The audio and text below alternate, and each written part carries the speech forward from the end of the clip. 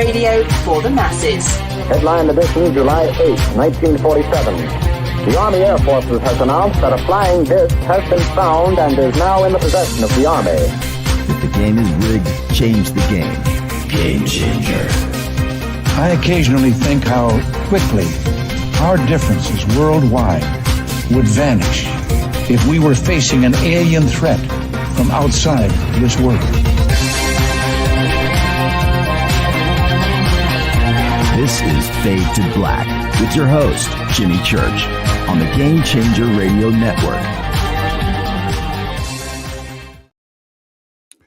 All right. Good evening. Fade to Black. I'm your host, Jimmy Church. How's everybody doing? How you doing? All right. Today is February. What are we today?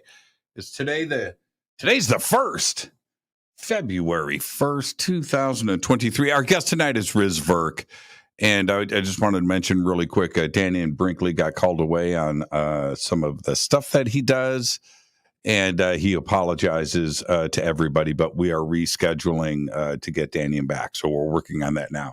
But Riz Virk is with us tonight. We're going to be talking about simulation theory and a bunch of other stuff. We're going to talk some UFOs and get that into as well. But Riz is, he's a businessman. He's a scientist. He's got a BS in computer science from MIT. He's got an MS in management from Stanford's GSB. He's currently working on his PhD at ASU's College of Global Futures. And he's also, of course, researching the metaverse and virtual worlds. He's the author of many books. And tonight we're going to talk about his latest book. It came out a little bit ago. We did a show introducing the book, Simulation Hypothesis. So that we're going to jump into that tonight too as well. He's been featured in many magazines, Time Magazine, Boston Globe, Wall Street Journal, all that stuff.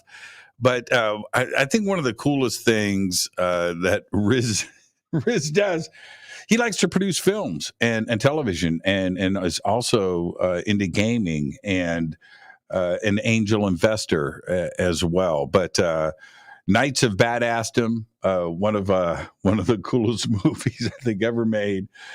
That's Riz, and he's got his fingers in a lot of pies. And I want to welcome back to the show the one and only Riz Virk. Riz, how you doing, my man? Hey Jimmy, good to be back on the show. It's been a little while. Yeah, it's been a little while. You know, you've had stuff going on. You know, I want to hang out in Riz's world. I want to know what it's like to wing it out to MIT for a week and then come back to Silicon Valley and get into the tech and maybe go teach a few classes at ASU. I mean, you're a mover and a shaker, man. And then, you know, write a book and maybe produce a movie. Right. Yeah. Well, I've been pretty busy. I am, as you mentioned, at Arizona State University now. And working on a PhD, but also I'm teaching the first class at an accredited university that I know of that's dedicated to this idea of the simulation hypothesis.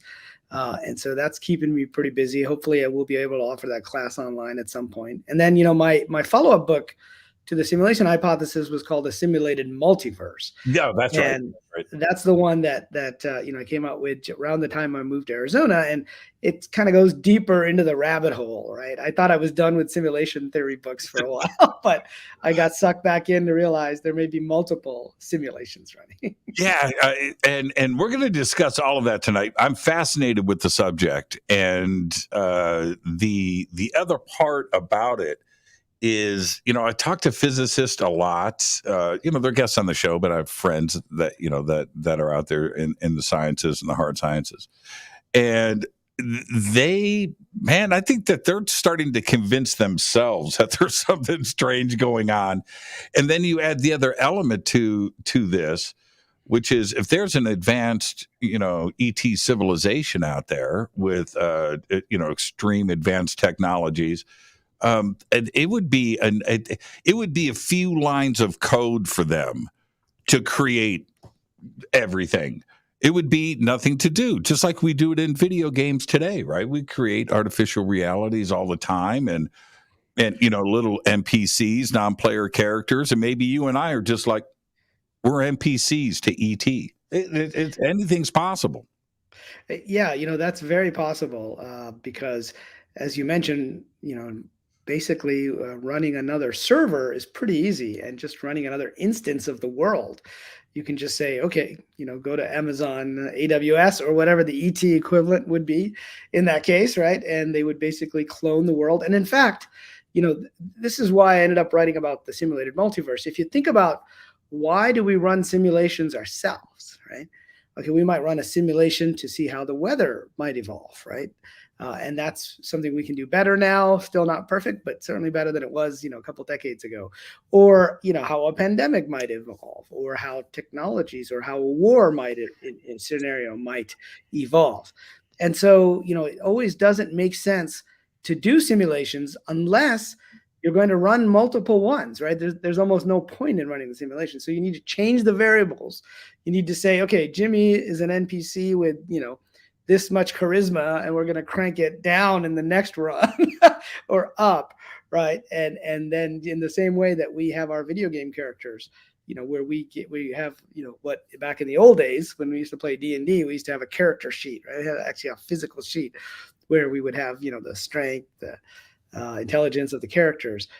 And so I believe, each of us is that in some way, whether we're NPCs or PCs, which are player characters, right? And this is actually one of the biggest and most interesting aspects of simulation theory is, are we players of the game? In which case we exist outside of the game, and what you're seeing is an avatar, right? So you're seeing my avatar, I'm seeing your avatar, and that's actually compounded with the fact that I'm not really talking to you, Jimmy, am I? I'm talking to my computer, right? I'm talking to a representation of you in bits on my computer. Right. It's not that hard to grasp when you look at it in those terms, Riz. And here's the other thing.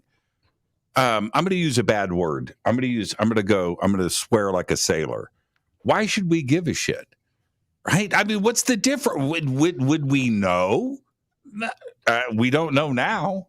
Right. So, I mean, I understand some people, kind of freak out on it, but what does it change?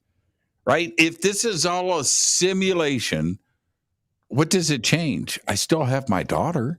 Right. I still have my life. I still have you as a friend. What changes?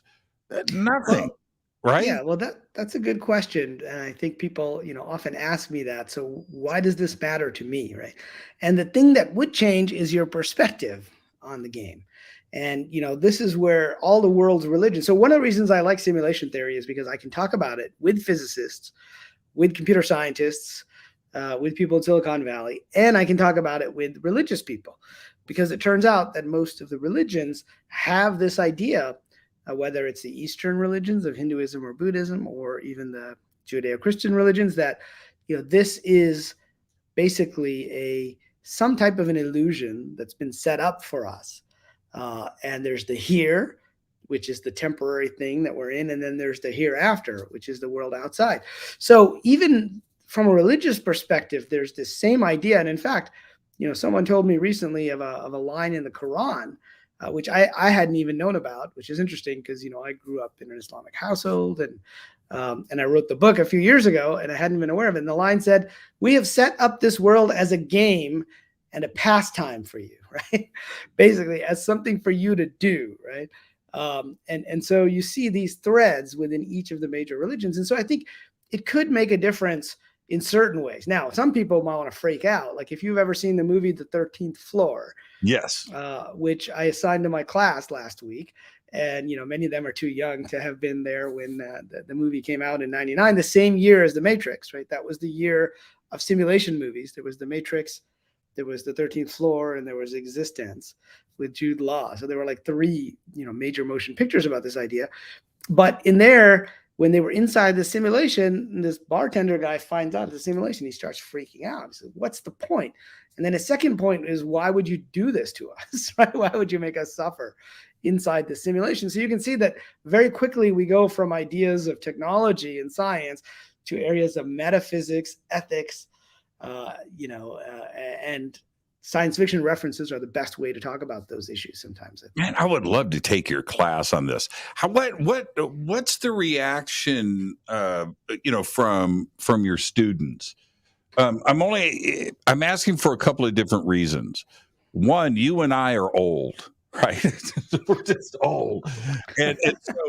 And your students, they're 2 generations behind us, right? It's scary to think about, but they have a different way of accepting and looking at things.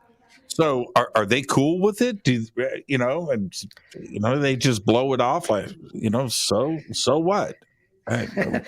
Well, I think the younger generation, certainly the one that's in college now, if they're in their early 20s, or even the graduate students who maybe are in their mid 20s, or they've grown up with technology, right? We remember a time when computers were new and you would sit down and you would do something. They were personal, right? They weren't necessarily connected to the internet. You could play a game. You could play Castle Wolfenstein or something like that. But these guys have grown up with online multiplayer games. And so I think many of them are used to the idea of having a representation of themselves that's an avatar online. And there was a survey done of, like, I think is Gen Z, is that the latest whatever the latest generation is. They were saying that they would rather spend as much money on virtual goods, clothing for their avatar, as they do on physical clothes, for their physical avatar, as I like to call it, as well. And so I think for them, the idea isn't as weird. And in fact, you'd be surprised how many times I've talked to a parent who said, "Hey, I bought your book because I heard you on Coast or on Jimmy Church, and I was interested in it, but my teenager just grabbed it and wouldn't let me read it because he wanted to know if we're inside a video game," right? So I think this idea of a multiplayer video game, that metaphor is one that they understand quite well, and it becomes a different way into some of the same issues that we've been talking about forever. The acceptance of it, I'm not surprised, but the other part, if we imagine, okay, so this is a simulation, and then we go and throw on some AR goggles and go in. Now we are inside of a simulation that is inside of a simulation. And your head starts to swim a little bit and to think about this. And then even in that simulation, what if you go in that simulation in that AR reality and pick up another pair of AR goggles, right? And now, right. So you're in this stacked simulation environment, right? Yes, yeah.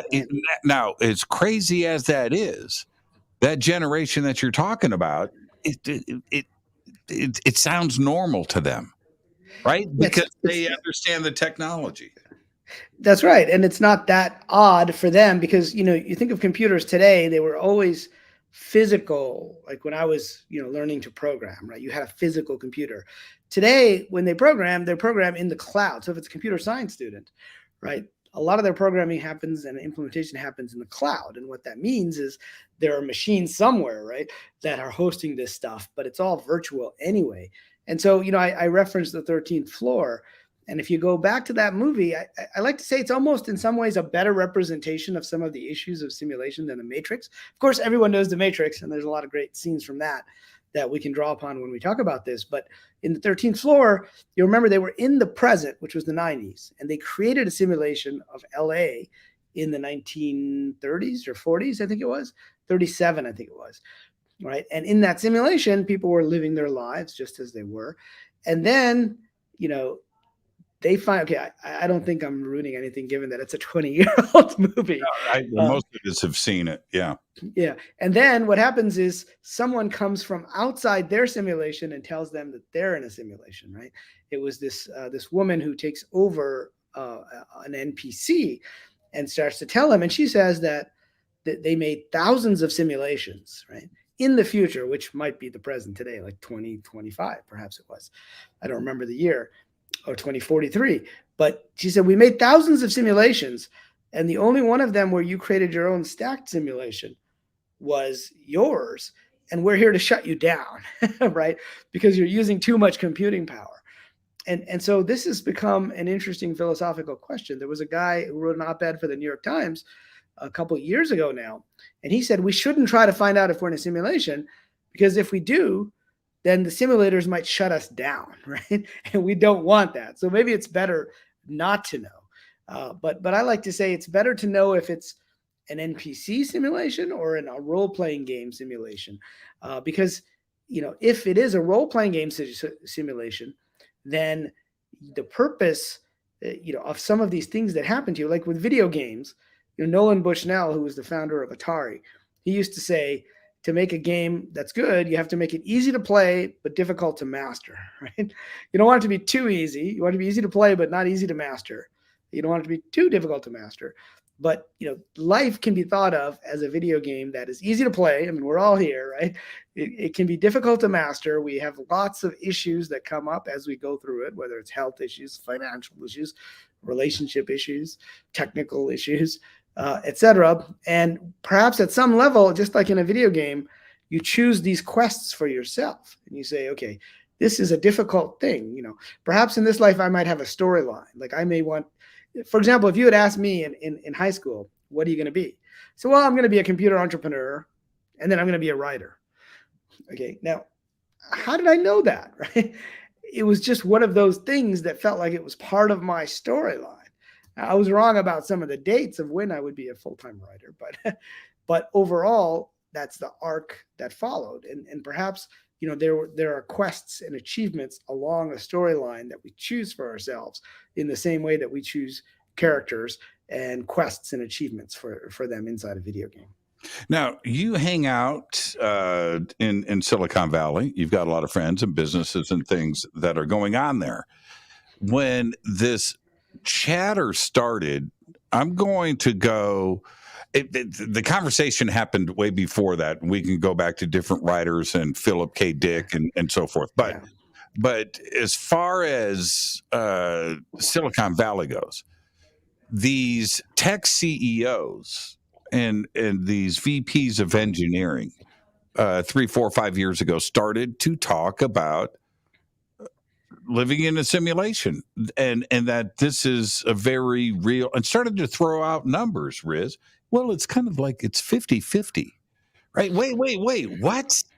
These are very, very smart people running very large corporations. Elon Musk chimed in on this, right? Yeah, he said the chances that we are not in a simulation, the chances that we are in base reality is 1 in billions, right? So that means that the chances that we are in a simulation is, billions minus 1, right? So it's like 99.99% likelihood, right? Yeah. And so here's how the argument goes.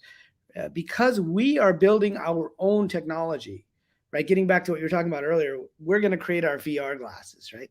And we're not there yet, right? Our VR glasses are still big and bulky, and we can talk about the metaverse and how it's evolving. But, when I wrote the simulation hypothesis a few years ago, I laid out the 10 stages of technology to get to what I call the simulation point. And that is a kind of technological singularity, right? When a lot of people hear the term singularity, they think it's all about AI and superintelligence. And that was kind of how it was originally talked about, but there were other kinds of technological singularities. And the basic idea is that after that point, nothing is the same because of the technology. Now, that could be because AI gets super intelligent, AI apocalypse. We can talk about that if we want to. But another way is if we get to the simulation point where we can create virtual worlds that are indistinguishable from our physical reality. And 2, we can have AI wandering around these virtual worlds. And when you talk to them, it's indistinguishable from real humans. So we've not only passed the Turing test, but we've passed this simulation test that I'm talking about. And guess what? If you look at video games, I have a slide. It's in one of my presentations where I talk about the metaverse, the matrix, but you look at a racing game in 8 bits, which was like pole position, which I played as a kid. And you see it's very blocky, but it's got the basic track. Then you see a 16-bit version for Sega Genesis and Nintendo. Then you see a 32-bit version. Then you see a 64-bit version of a racing game. And at that point, you basically cannot tell that that is not a real car in a real road. Now, if you've seen The Matrix Awakens, which is it was a video game they released in the fall with the new Matrix movie. And in there, you can still tell that, that's not really Keanu Reeves. It's a digital CGI version. But when they look at the city and the cars, you honestly can't tell. I mean, it could be Berlin or San Francisco. And so the reason Silicon Valley got interested in this and the reason they're coming up with these, oh, yeah, there you go. I got my pedals. I've got the whole get up here. And And let me say this, because I am fully, you're talking to somebody that's really into this stuff, right? And the level of what is going on today in these simulation, they're called simulation racing games, right? Simulation driving games. It's incredible. Like, it's insane. And going back to pole position, which I used to carry a roll of quarters for pole position. Really? Okay, so you know that game. Oh, of course, man. Of course. And I used to wonder in that game, when it went around the track, what would, there would be like a Mount Fuji or some bleachers, and I wonder what the heck's beyond it. I didn't know back then, right? Right. And now, in Horizon Forza 5, that's an unlimited game. It's unlimited, so you can just take. If you've got a 4-wheel drive, this one is set in Mexico. You could drive across the entire country, drive through cities. You could take a right-hand turn, drive over mountains, volcanoes, and and the game writes itself as you're going. Right, it's not all programmed. It's how it's written, so you can go infinitely in any direction, but in a very realistic environment. It's crazy. So anyway, I got you sidetracked off of that. Sure. Your point was that the realism in today's gaming and computer AR is starting to get really, really good. Yeah, it's starting to get really good. And we're still only about stage 5 out of my 10 stages to get to the simulation point. But you can see within a decade or 2 decades, heck, let's say 100 years, we'll get there where you would not be able to tell these characters. I mean, if you look at ChatGPT today, right? If it's producing text, it's gotten to the point where it's difficult now to tell whether the text was written by human or AI. And in fact, that's one of the major issues going on with all this generative AI that's coming up, which is a kind of more immediate AI problem. But if you pair that with virtual characters that look realistic and you really can't tell the difference, it means that we're going to get to the simulation point. Now, eventually, I say we're going to have brain-computer interfaces. Speaking of Elon Musk, he's been trying to build that with Neuralink. And they had a video of a monkey playing a video game, and they taught the monkey to play the game, and the game was Pong, right? So, which was the first widely available video game back in the 1970s. And so, the monkey was trained with some reward system, and it had a chip in its head, and it was using the joystick, but then they disconnected the joystick, and they found the monkey could still play the game by reading its signals, right? And so the point is, if we can get there, let's say it takes another 100 years, that means computers will have only been around for 150 years, and we can get to the simulation point. So what about an alien civilization, let's say an ET civilization, that has been around for 10,000 years? How good have their computers gotten? Right? And so this was the argument. It was first put up by a guy at Oxford named Nick Bostrom, a philosopher, who said, look, if anybody ever gets there, they're going to make lots of these simulations. And so what Elon Musk was talking about, he said, we're in one reality, but there's billions of simulated realities. So which one are you more likely to be in? It was like simple statistics. So that was what got some people really talking about this. But it's also the fact that the video games have gotten so good, and that we're living so much of our life virtually anyway, that's what led to the hype cycle of the metaverse that we saw over the last year or two. Yeah, and I want to make this point, and for everybody to understand how easy it is to do. When No Man's Sky, right? Okay, so with that game, that all of that expansive-ness, which is unlimited, right? 18 quintillion planets. Yeah. I don't even know what that is, right? I don't even know how big of a number that. But it's because it's creating as you go. Those planets aren't in the software, although the software is, it's a couple of gigabytes or whatever it is. But it's writing as you go. It's creating as you go. And so the code is actually very simple and elegant compared to the vastness of the world, which is unlimited, right? You can go anywhere at any point in time and never strike the end of the game because it's always writing ahead. That's what an advanced civilization would do. The coding for this to create a universe, we've already done it with No Man's Sky. We've already done it, right? It's called procedural generation. Yes. And so rather than having somebody design all these planets in No Man's Sky, which would be impossible, right, for us to sit there and have enough time to design that many planets, they generate them on the fly, and they use these different algorithms like fractal algorithms or things called Perlin noise. There's a few different algorithms that generate like, realistic looking water, realistic looking flora and fauna, so different trees and even animals. And so if you take like the techniques of No Man's Sky and then you combine it now with this generative AI that's gotten so big lately with like DALL-E, where you give it a prompt and it generates an image for you, or ChatGPT. If you were to combine that, and some people are starting to do this, you could say, hey, I want a planet. You can just say, I want a planet that has, a bunch of different types of trees and a bunch of different types of lakes, and I want to create some monsters that look like this, right? So we're getting to the point where the AI can create it based upon your prompts. And that makes it so that even the people who are playing a game eventually could use these algorithms to keep doing it. But yeah, it's very possible. I mean, any civilization that's as advanced as ours can do that. And then if they're way more advanced than that, they can create basically the Matrix, right? Which raises the possibility that we are already inside one of their versions of the Matrix. What would you care? I know I said I wouldn't. Would you care? I would care, but it depends on this fundamental issue that I've been talking about, whether we are simply NPCs, so we're AI within the simulation, or if we are RPGs, we are role-playing, we're doing a role-playing game where we actually have a physical headset on. So like if you ever saw that Rick and Morty episode, where they had a video game parlor, like outer space somewhere, and they had a game called Roy, A Life Well Lived, right? Mm-hmm. And so Rick, I guess, or Morty, whoever's the younger kid, right? He puts on the headset, and suddenly he's a little kid waking up and telling his mom, I had a dream about some weird old guy putting a headset on my face. And then he goes through this entire life, goes through school, he plays football, gets married, has kids. And then at the end, he dies at like 55 years old because he falls like at work or something. And then, they take his headset off and he's like, wait, what's going on? Where's my wife? Where's my kids? Right.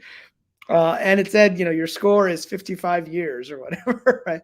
And in that case, I think there is a reason to know. So I would like to know, because then that helps me put things into perspective. Again, like what I was saying earlier, where if you've got tough challenges, it's very possible that you chose those challenges. And, there are some people whose life, they seem to have a higher difficulty score than other people as well. And so it gives us a different perspective on things. Now, of course, you need to know, what is the purpose of the simulation? Right? Is it Grand Theft Auto, which I don't think it is, right? Or is it, we're supposed to be treating each other with kindness? Is it that we're supposed to see if we can get to the simulation point or if we can get off planet, right? Maybe that's the purpose of the simulation, or the purpose is for us to create these stacked simulations. So it would be nice to know. If this is the case, and I understand the possibility of it being real, the question about free will and consciousness always comes up. And I automatically just think, well, wait a minute. You have free will in a video game, right? Right. You've got a controller. You've got a joystick. You've got your steering wheel. You've got your pedals. You're making decisions through the game. So it would be the same thing. So I don't think free will goes away. It's no longer, I don't think it's a determined simulation. I just don't see it that way. And I think that's a very non-trivial point in all of this, what happens to free will and the question of consciousness. It is. And I think the one thing that people get freaked out the most, right? They say, well, if I'm in a sim, I don't have any free will, and therefore everything is determined, right? But like you said, if you're playing a video game, you control the player, but you still have that free will. It's coming from outside of the code itself. And there are processes. I mean, the only thing truly random from us in science perspective, that's not, everything else is kind of deterministic, right? In that, according to science and physics, you can kind of do the equations. At least they think everything is. Predictions and probabilities. Sure. Yeah. Yeah. But in quantum physics, the one thing that is not determinate, that's indeterminate, is quantum indeterminacy. And that is when you've got two possible values for something, and one of those gets chosen. We call it the collapse of the probability wave, or the observer effect. And nobody knows why that happens, but the choice gets made, and then you only see one of those. And for most people have heard of this already, and I know we talked about it in previous shows, but it's like the idea of Schrodinger's cat. The cat is in a box, and it's got some poison. It has a 50% chance of being alive, 50% chance of being dead. Once, common sense tells us the cat is either alive or dead. We just don't know after an hour. But quantum physics tells us the cat is both alive and dead. So it's in a state of superposition until there's an observer or a measurement that's made. Right. And I say that's exactly how we build video games, right? What we do is we only render on the screen that which your avatar is observing, right? We don't render the whole 18 quintillion planets on your laptop, Jimmy, right? You only see the part that your specific avatar, and same with me. So if we're in the same room, we might even be rendering slightly different points of view and versions of it. And so, the rule in quantum physics seems to be render only that which is observed. And that's the rule of video games. That's why we can make a World of Warcraft today. We couldn't back in the 80s. If you had asked somebody in the 80s, can we make World of Warcraft, they'd say, no, there's way too many pixels. We can't keep track of all that stuff. And then there were optimization techniques. Yeah, you can't code all of that. That was one of the big breakthroughs. You're right. Just have it render as you enter the room. It doesn't matter. The rooms that they are not in don't matter. We don't write that code. We only write where you're at. But that's the same thing, though. And this is where it gets a little freaky. This is where it gets freaky. You're driving down the road. It's the same thing. You can't see Istanbul from Los Angeles, right? You can't see New York City from Los Angeles. You can't even see Phoenix, right? But you drive to it and things appear, and it's just like, wait a minute, that's a video game, right? That's right. And here's the question: was Phoenix there all along? Was it there? Only there? And you pull into town. Yes. When you look at computer science, it does give us a way to resolve some of that conundrum, which is that when you have multiple people observing, right, each one is observing something, and that something becomes concrete. And then there's something we call caching in computer science, and caching is where you store information so you don't have to re-render it. So like if you're in one room or on a road, it would store the pixels, just like 20 miles down the road, because it knows you're going to go there, right?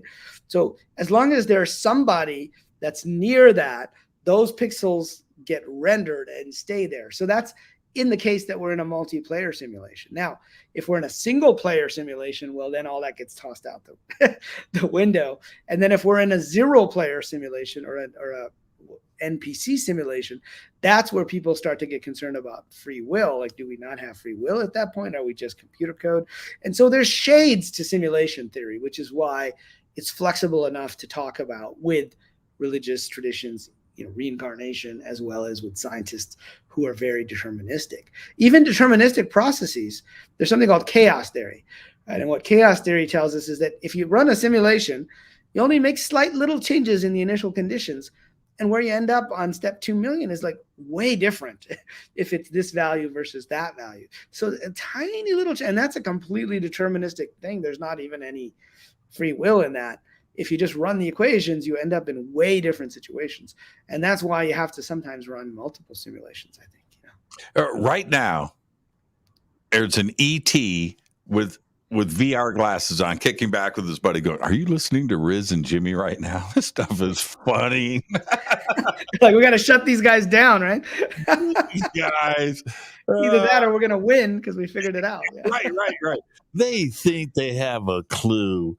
Oh no, but that is, I think that the more that you understand about how ones and zeros and coding works and how advanced it has gotten today. I want to talk about Chat GPT in just a second. How good it has gotten, but the coding is not. It's complex, but it's not. It you know what I mean? It hasn't run amok. The coding is simpler, right? We understand how to do things in a more economic way with faster processors, with faster computers, with faster bandwidth, with all of these other things that come into play. And we're finding it very, very easy to do. The idea, going back to Chat GPT, um, the idea of artificial general intelligence and the Turing test, and getting to the singularity. Chat GPT kind of snuck up on us. There's a lot of AI art and music writing and things that are out there, but you can tell, right? You can tell, all right. You can tell. Chat GPT is good. I mean, it is so good that now it's not great. Did you see the report that came out, the press release 2 days ago, 3 days ago? University of Minnesota Law School had Chat GPT take its law school exam. Yeah, right. I did see that, and also there was a medical exam that it passed as well. There was two. Right, and and passed. Right. Right. It's good, like you said, but it's not great in the sense that if you read it, you can still kind of, if you know something about the subject, you can kind of tell it's just regurgitating stuff that it heard. But if you don't know anything about the subject, you're like, wow, that's really good. Like, I honestly couldn't tell. And now ChatGPT can write code. This is where it starts to get interesting, right? That's the scary part. That's the scary part. When I was learning computer science, like we had to write all the code ourselves.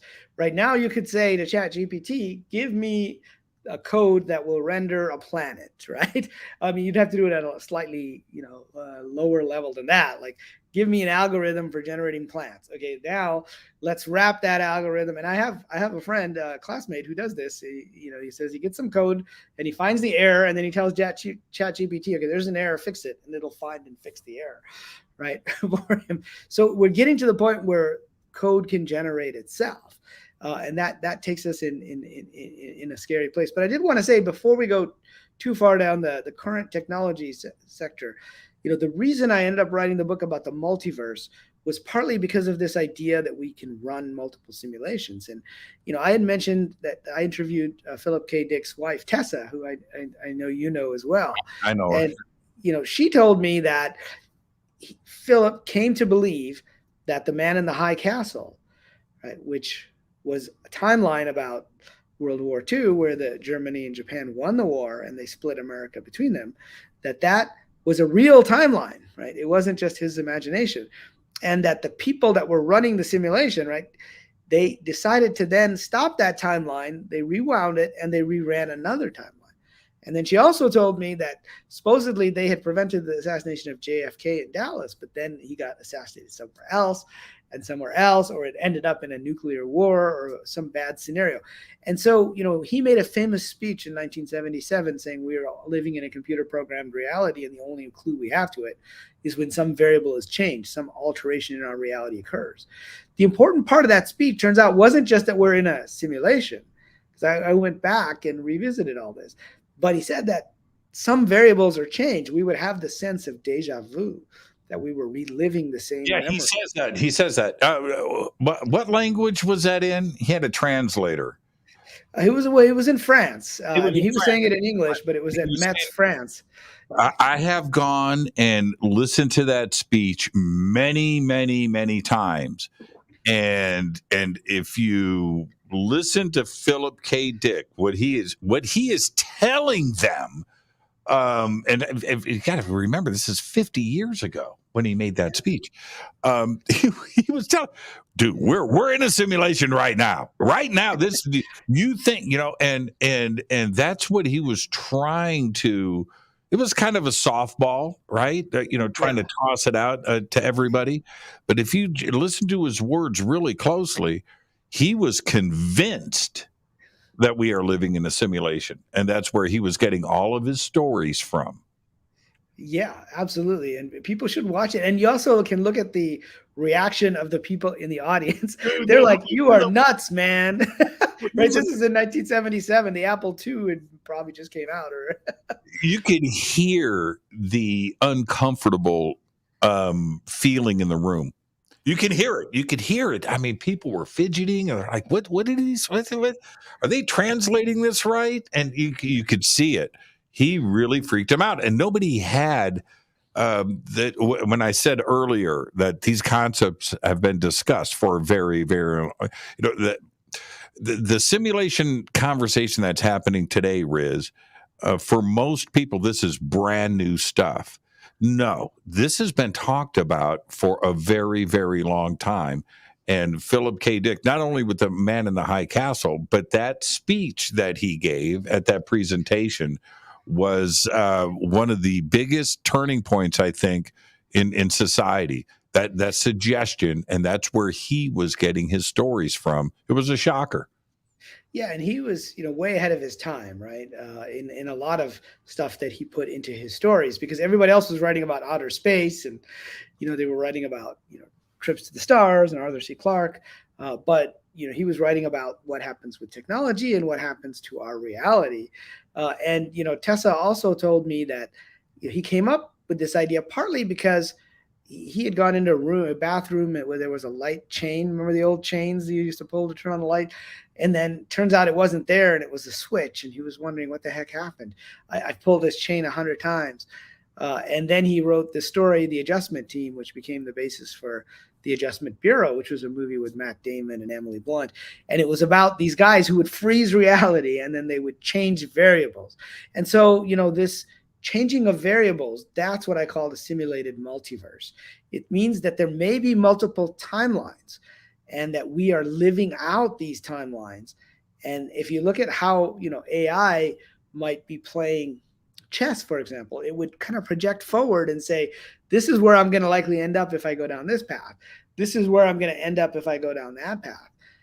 But there are certain processes that are called computationally irreducible. There's a guy named Stephen Wolfram who created the Mathematica software. And he basically said to figure out what's going to happen in a computationally irreducible process, you can't take a shortcut.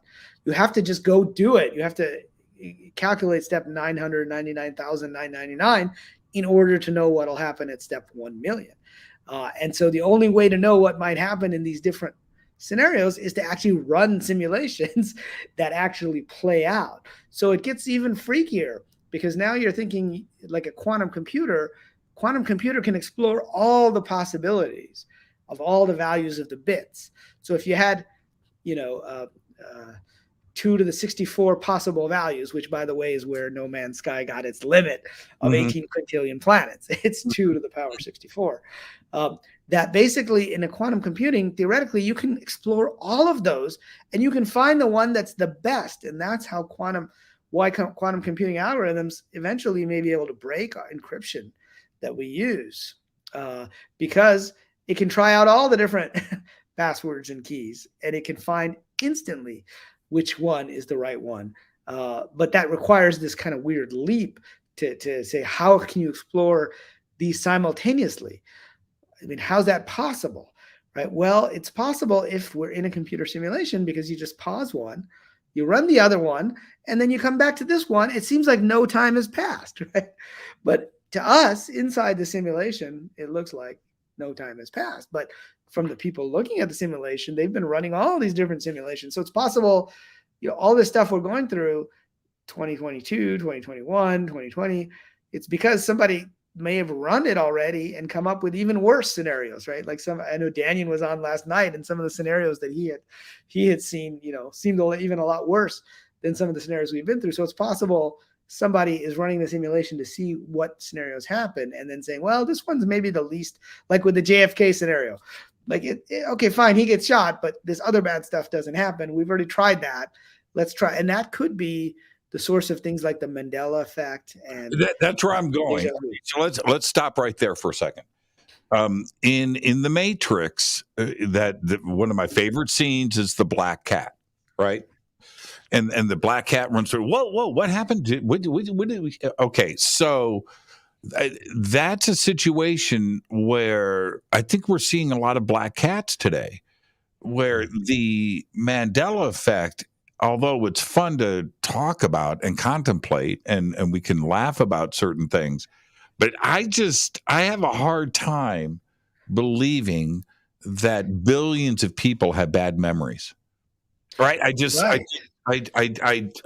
including myself.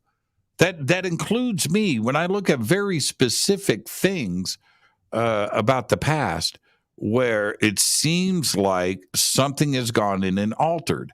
Now, let's go back to Chat GPT.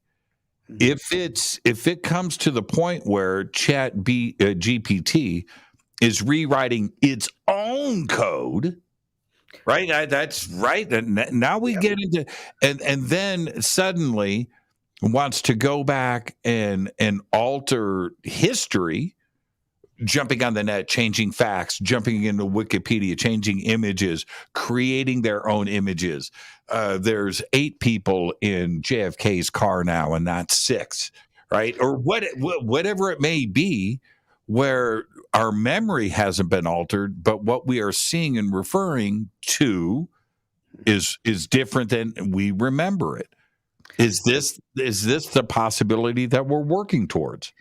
Well, it could be because, as AI gets more sophisticated, it'll be, more in charge of many of these things. And I mean, you've already seen it with censorship, where if something doesn't appear in social media, you assume it doesn't exist anymore, right? With the Twitter files and everything else. But, one of the things that I found when I investigated the Mandela effect, because, at first I just assumed it was, just faulty memory like everybody else. And so I was at Google, near their Google headquarters in Mountain View, which is where I was living. And a friend of mine who's from Boston, who went to MIT as well, he was in town. And so we were having coffee. And I was 2019 when my book came out, The Simulation Hypothesis. And he said, "Hey, have you heard of the Mandela effect?" I said, "Yeah, I've heard of it, but maybe it's just faulty memory." And he was like, No, you should look into it. The simulation is the best explanation that we can find for it. And this wasn't the kind of guy like who's on Fade to Black or who's listening to UFOs, right? I was like, hey, this guy's at Google, he was at MIT, right? And he's telling you to look at it. And so the more I looked in the Mandela effect, the weirder I found it, because even though some things might be a little bit of memory here and there, like the line in a movie, the fact that people remember such specifics, and the closer you are to something, like there's a woman with a YouTube video who says, she was going to interview Nelson Mandela because she was in journalism school, and she was going to go to South Africa, and they said he was too sick and they didn't let her go. And then later she heard he died. Now, if you were going to go visit the guy and you heard he died, and now you realize he wasn't dead, until 2013 in our reality. And then that's where he becomes weirder. You start looking at the Bible changes, right?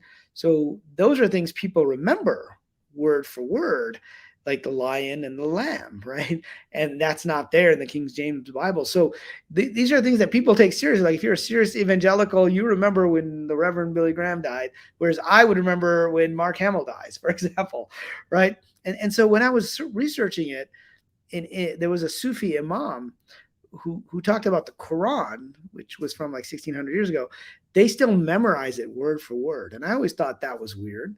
But, religious people are into their things. Just like with the Bible, people could know these things word for word. And he said the reason why is because there are entities who live outside of time. And that's exactly what Philip K. Dick said. If you listen to the rest of his speech, he said there are entities, programmers and counter programmers, who live outside of linear time. They live in orthogonal time. And so this religious scholar was saying that basically the jinn, right, which we call the genie, they live outside of our time, and they're allowed to go back and change physical objects, but they're not allowed to change our memories, right? And so when you think of the Mandela effect, it gives a whole new explanation that you can change physical things, but you can't change memory. So if you happen to have been in that timeline where, Nelson Mandela didn't die, or that there was, the line in The Empire Strikes Back was Luke, I am your father, which isn't there today. And so I found this whole area of the Mandela effect being a great way to talk about all these multiple timelines. And then you have these glitches where people remember from the previous iteration. It's like loading memory in a computer. That happens all the time. There's like what we call garbage data that needs to be collected. Garbage collection is a process in computer science that we do. So anyway, that got me down a whole nother rabbit hole, and that's what the simulated multiverse is all about. Yeah, and specifically for me, I'm not gonna. This isn't a Mandela effect show, but when I was a kid, my dad brought home cup of noodles for the first time from the supermarket. I fell in love with it. I still eat it. I love it today, but it was apparently never cup o noodles. It was cup noodles. And so when I found this out, I went, no. And I go in there and this turned out to be something really big in the Mandela effect world. And I went and jumped in and looked at all of these images, and either I have completely lost my mind and my fondest memories from my childhood are wrong, and I've been calling it cup o noodles my entire life. I never said cup noodles, not once, ever. Right? That's where other people's experiences are one thing. I'm just talking about my own personal how I look at this. What has it affected me? And you look at that one little instance. I mean, the Challenger. Right, the Challenger crash, the shuttle explosion, right? What year was it, Riz? I think it was 1986, wasn't it? Okay. I don't recall. I don't remember. Now, or 87. It was one of those two. Okay. See, right? Wait a minute. Okay. Where were you when it happened? Right. Yeah. I mean, I remember I was in the cafeteria in school. So what year were you in school in that cafeteria? 84 to 88. So probably 85 to 88 in that range, I think. Okay, well, yeah. Okay, so that's 3 years, Riz. Yeah, I don't remember the exact date. Right? Okay. But some people do, right? They remember the exact date. Like I have had hundreds of emails basically saying the same thing. I was in fourth grade science class. They rolled in the TV. We were watching it. Boom, and it exploded. And fourth grade, it was 1985 for me. And, or this or that. And, for me, it was 1985. I remember specifically where I was at. It turns out it was 1986. And it's like, what? Well, this is where if you tie it back to the simulation theory for a second, and if you were to run the same simulation twice, it's very possible that you would get similar but slightly different things, right? Because there are so many variables. I was talking about chaos theory, right? That you would end up with, the Bernstein bears versus the Bernstein bears, right? Which is another one. And it gets back to your proximity. Like, how significant is this to you personally? And if you're like a kid who asked his parents, why are these bears Jewish? And turns out they're not in terms of the name, they're actually the Burns. You think somebody would have told you that or mentioned it, right? And so you're closer to that. So I think that's where the Mandela effect becomes interesting, is when you're closer to something, you're less likely to just have a faulty memory. And then that's where with simulation theory, you could just run the same timeline again with just a few changes. And then after 5-10 years, you may end up with major changes or major timeline differences, or 100 years down the road, or 1,000 years down the road. Just like when we play Civilization, or we play one of these older video games, we're running a simulation of Rome, or we're running a simulation of of medieval times. What would happen if we change this? What would happen if the Spanish Armada was not defeated, right, by the British? We would end up in a very different historical timeline. And then I think Philip K. Dick raises the possibility, and I really explore it in the Simulated Multiverse book, that may have actually happened, right? But then for whatever reason, that's not the timeline that was decided to continue. Or maybe we're just on a branch where we're trying out things right now, and there may end up being another branch. Well, and to your point, we can't change. We can change the facts of the case, right? But we can't change our memory. And I think that is also messing with people, where they are remembering things wrong, where they're starting to doubt themselves. And that's a pretty interesting play in the simulation. It's pretty, you know what I mean? Confuse the masses and tip the scale a little bit into crazy town for them. That's a pretty interesting take, because I don't have another way to look at it.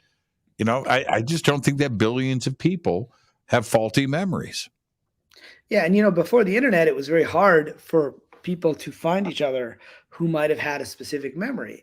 And even going back to '77 and Philip K. Dick's speech, he said all we would need to do is find a group of people like himself who remembers a different alternate present or a different timeline. Well, now we have that in the Mandela effect, and it's dismissed by most mainstream scientists. And and I'm not saying every Mandela effect is necessarily a separate timeline. I'm saying this is a great way for us to think about how these timelines might evolve. Okay, let's go into a different direction with this. By the way, the Berenstain Bears, I never heard of them until the Mandela effect. So that's a Mandela effect in and of itself. I thought, man, everybody's all upset. The monkey with the tail or not, or this. Curious George, right? I missed that boat. I missed the Berenstain Bears. Curious George, I had no idea. So that's Mandela effect. Maybe I was in another timeline and Berenstain Bears weren't even part of it. Or it didn't exist. Or Curious George. So could it be it's a little bit of time travel, right? Could it be time travelers, us from the future going to the past and changing things, and to fit what they're doing in the future, and now we're stuck in the middle, right? And we're seeing the effects of these paradoxes being messed with, and now we're remembering things differently, but maybe the past is being altered. Yeah, I think that's another possibility to consider. And it actually ties to simulation theory as well, because if you draw out what would happen if you go to the future and then you go back to the past and you change something. So now you're going to be on a slightly different trajectory, right? And so now you have two different timelines. Essentially, you're changing variables. And we don't know if time travel is totally possible to the past, right? There are some theoretical ideas about wormholes. But if we're in a simulation, it wouldn't be that hard to do, because you just take a previous saved state of the simulation and you start running it at that point. And if you're sitting in your goggles, right, you no longer are seeing, 2023, you're going back and seeing 1945. And that's going back to the 13th floor. I mean, they essentially had a form of time travel. Now, the question is, are you going back to your exact past, or is it evolved differently? Well, if it's a computer simulation, you can keep track of exactly what the past was. So you can go to that past, and then you can start to it does start making your head spin a little bit, actually. It sounds like an episode of Doctor Who, right? Where they go back and then they come to the future and everything's changed, and they go back and they change it again. Mm-hmm. And you experience things in out of chronological order. Right? There's a couple of really good episodes like that. Yeah, when we talk about billionaires in Silicon Valley and living in a simulation, I would think that if I had all the money in the world, I wouldn't buy an island in Fiji. Well, maybe I would, but I would buy that too.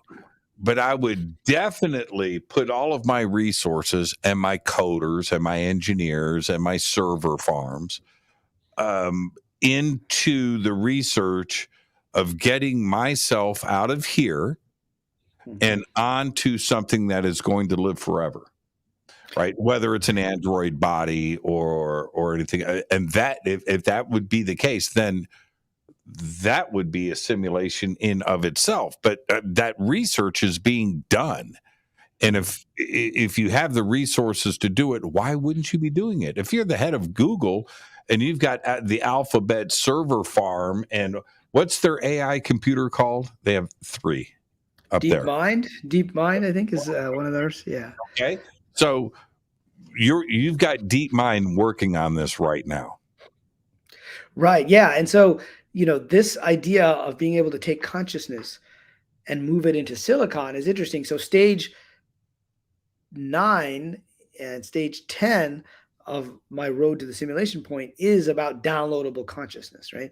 And so, in fact, simulation theory is taken seriously by a lot of scientists and Silicon Valley people because they think that all you need to do is map out all of the neurons, and more importantly than the neurons is the connections between the neurons. And so they call this the connectome, right? And that once you can do that, that consciousness is substrate independence, right? What that means is it can be running on biological hardware, which it is right now, or it could be running on silicon or some other computational platform. So you could basically be running yourself on a computer virtual world. And it's kind of like if you've ever seen that Star Trek: The Next Generation episode where they had Professor Moriarty and Sherlock Data was playing Sherlock Holmes. And, Moriarty figured out he was in a simulation and he wanted to come out of the simulation, or out of the holodeck in this case. Right. And then eventually there was an episode called Ship in a Bottle where they convinced him he was outside, but he was really just in another simulation of the Enterprise, which was the ship in the bottle. And so, that is very possible. Now, I've heard the stories of billionaires, trying to look at ways to break out of the simulation. I can't verify that per se, although I did have at least one billionaire contact me after my book came out to ask me about simulation, but it wasn't like he was serious about putting money into some research related to this. But there is some serious interest there. And that idea of, transhumanism, it's all part of the singularity, right? That's another aspect of this idea of a technological singularity. One is, can we, put AI into the brain, into the physical brain? And then the second is, once we do that, there's a philosopher at NYU called David Chalmers, and he defined the phrase "the hard problem of consciousness," and he gives a pretty interesting experiment where he says, suppose you were to replace one of your neurons at a time with a silicon neuron, right? But just one at a time. So you replace one. Are you still you? Are you still conscious? Yeah. Okay, you replace two. Still conscious. You're still working. Everything's still working. Okay, what happens when you replace 1 trillion of them, right? No, but his point, yes. But at 50%, right? You get to 50%. That's where it gets interesting, because now you're half and half. Is this part of you starting to feel different, right? The physical? Are you feeling dumber? Are you not, are you not thinking right? Is your consciousness dissolving?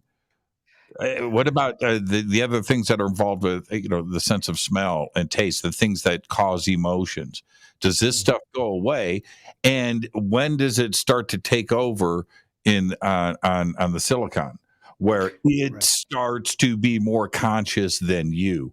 That 50% point. And he's fascinating with this discussion. And I thought about that. 1 neuron at a time. That's probably how you would have to do it. With the quantum computer, it could happen very, very quickly.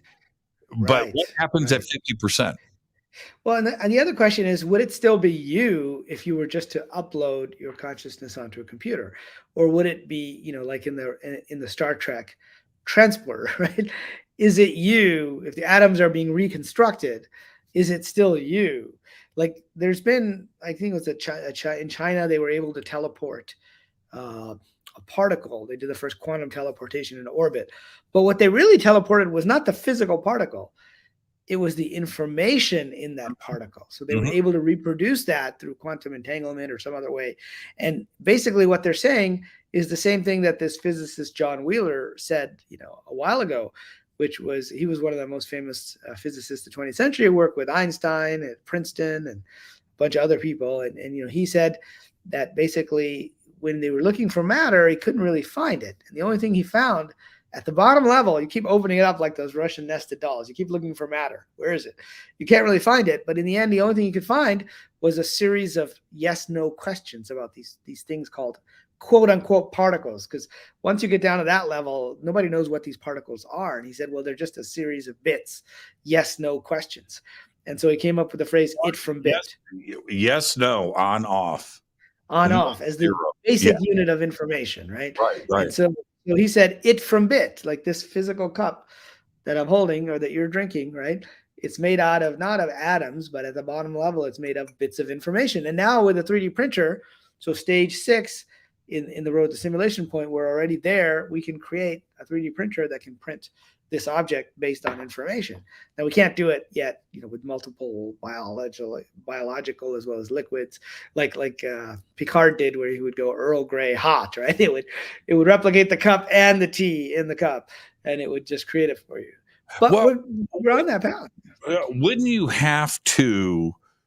You would have to kill off yourself slowly as this is being built. There couldn't be two of you conscious at the same time. Well, if you're replacing the physical neurons with silicon, yeah, there's only going to be one of you. But if you're simply copying the information, if you're able to get, then it could end up, it's like a clone. Right. That's where you could end up with a clone. That's where the simulation police need to come in. You're not copying anything, right? You need to, this right here, the physical you is going to die, right? You can go do whatever you want on that chipset and you can go and live forever. But this, you can't have two. Well, there's a new series called Upload. I think it's on Hulu. I've seen it. They show where they basically take the brain and they basically have to kill you to get all the information. And so there's only you in the virtual world at that point. And there's a lot of other science fiction that touches on this point. But science fiction is useful because it's sometimes the only way to talk about this stuff with references that people will get. There's a great show called Altered Carbon on Netflix. Love it. And they have this thing called a sleeve and the stack, the cortical stack, which is the information about who you are. And you can just put it into another biological body. You can transport to another planet from it. But they have a rule like this the police that you talked about, right? That you are not allowed to double sleeve. I think it's called double sleeve. Double sleeve. Okay, it can be done. This double sock, right? This is the sleeve, and you can't double sleeve. You know what was trippy about Altered Carbon? I need to take a break, and we'll get this in, and then we'll come right back. But and I know you need more coffee. The same character that started off on the first stack in the first show, 30 actors later, right? I mean, it was just like I couldn't keep track of it. I couldn't keep track. Fascinating. Right. It's a different actor in each. And then on top of that, if you think about how video games work, it's even easier, right? You can just change your avatar. I mean, if you've ever played Second Life or any of these multiplayer games, you can say, okay, I'm just going to change my avatar today. And so there's a question about, identity in a virtual sim. What's the identity that you are? And now we get into all kinds of metaphysical issues about who are you in consciousness. And we're back to the big questions, right? I just love tonight. It's a great show. Stay right there, Riz. We're going to take a quick break. This is Fade to Black. Stay with us. This is Jimmy Church of Fade to Black. Please visit all of our sponsors. We're taking a quick break here. All of the links are below. We'll be right back. Check out Billy Carson's Forbidden Knowledge. ForbiddenKnowledge.com or ForbiddenKnowledge.tv, where you can get access to over 6,000 videos, movies, TV series, exclusive documentaries like The Black Knight Satellite. You can do it all for just $7.77 per month or $77 per year after the 3-day trial, which is also totally free to check out. It's all simple to do. Billy Carson is the best. It's simple. ForbiddenKnowledge.com or ForbiddenKnowledge.tv. That's the number 4BK. I will be hosting and emceeing the Conscious Life Expo this February 10th through the 13th at the LAX Hilton right here in Los Angeles, California.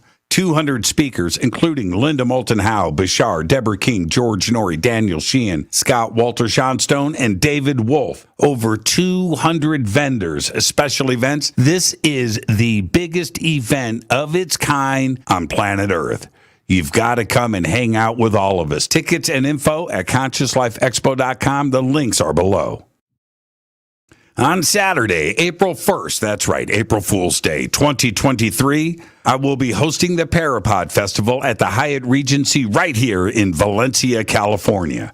It's a live one-day podcast awards. It's a film festival. It's a full-on media event. We're going to have sky watching. There's going to be a Lifetime Achievement Award presented to Linda Moulton Howe. Right now, you can submit your podcast, your film, your TV series, any of your paranormal media for consideration.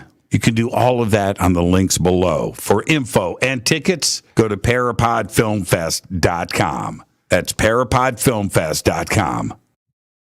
April 7th through the 14th, 2023, I'll be hosting and presenting on the Hidden Secrets Seminar at Sea Cruise. From Los Angeles to the Mexican Riviera on the Navigator of the Seas. That's right, up top, a giant water slide. You've got to check out the Navigator of the Seas. It's amazing. We've got Scott Walter, Adam Apollo, Nick Pope, Brad Olson, Vivian Chauvet, Jason Shirka, Robert Grant, Ruben Langdon, and another 12 amazing speakers and presenters. It's all simple to do. Just visit divinetravels.com/Hidden Secrets 2023.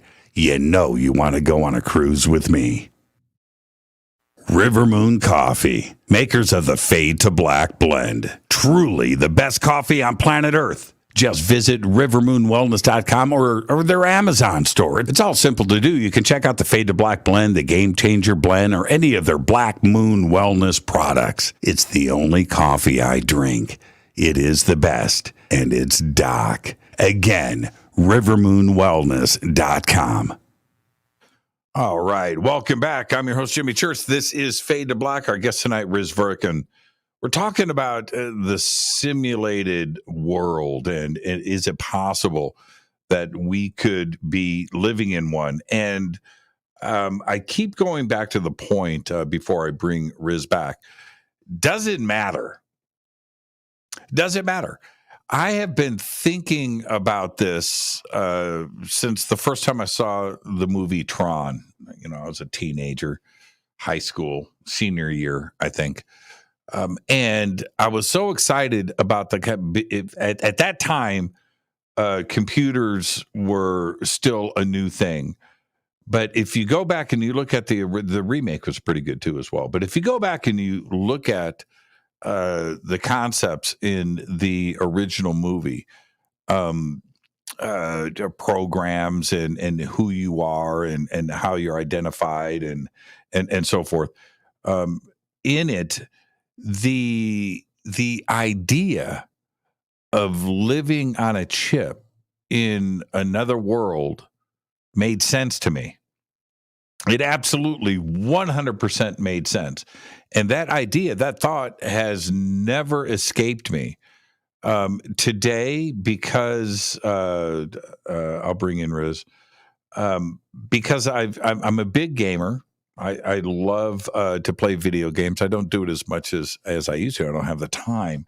But I used to invest a lot of energy into this, and which includes, Riz, if we go back to the origins of some of the AR games, I can go back to, I thought the 2D stuff, you know, that was all okay. But I was very excited when like Doom came out, right? And Lara Croft. And the first time I saw Lara Croft being played on a black and white laptop, right? It was a friend of mine's office, and I walked in, and I was like, man, what?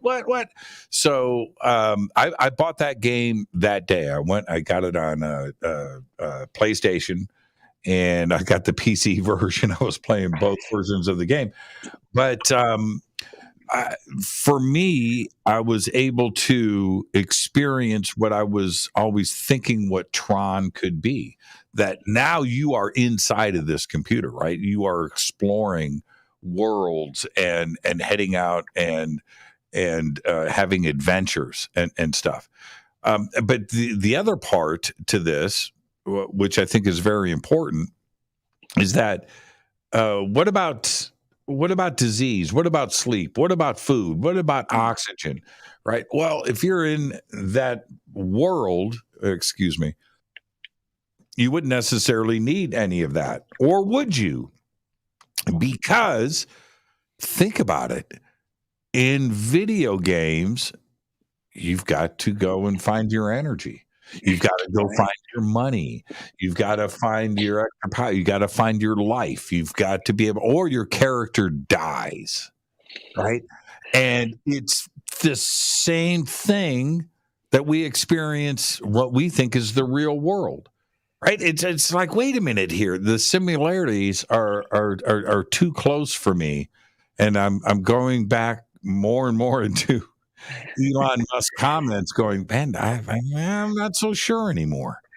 Yeah, well, as you said, in video games, characters have certain rules that they have to live by, and those rules may have to do with energy, right? You have to rest for 6 hours or 8 hours before you get back your energy, and going all the way back, you have hit points, and you've got like different measures of that, and certain characters have more stamina than others, so they can go for longer than others, and I feel like all of that applies, right, to what I call the great simulation, which is the simulation that we all live uh, in that we are like those characters, and we do have different storylines, and we have this different interests, right? We get drawn to certain things more than others. There was a book by, I think it's Malcolm Gladwell, who talked about 10,000 hours and you become an expert at something.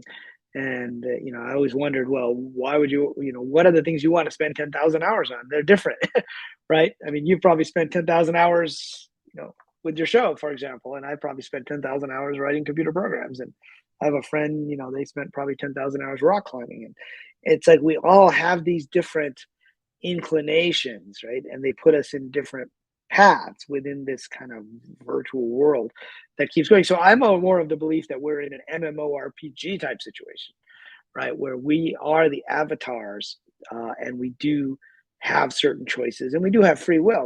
But there are other people who think we're all NPCs, in which case, it's just deterministic code. And then you get back to the discussion we just had, which is, can an NPC leave the simulation and go outside the simulation, right?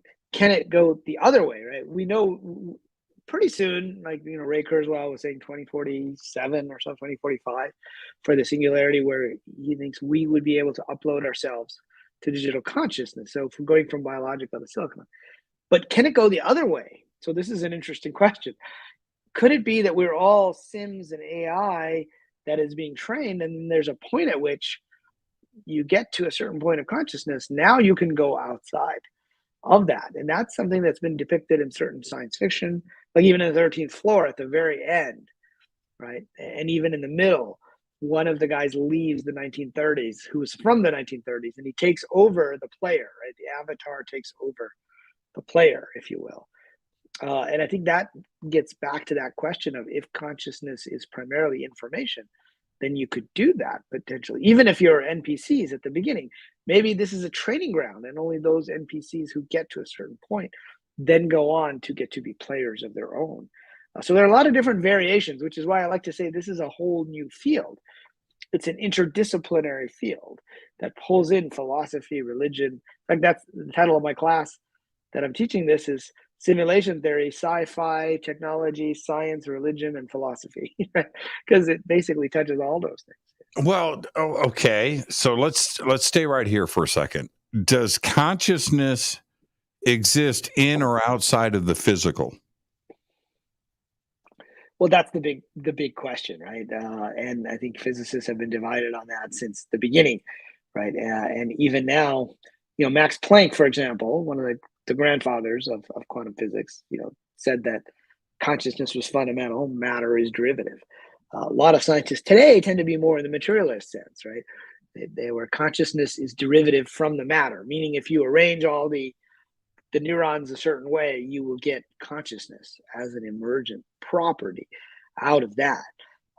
And so this is where, even with the quantum indeterminacy, we talk about the observer effect. This is where there's a lot of disagreement, and nobody can really agree what it means.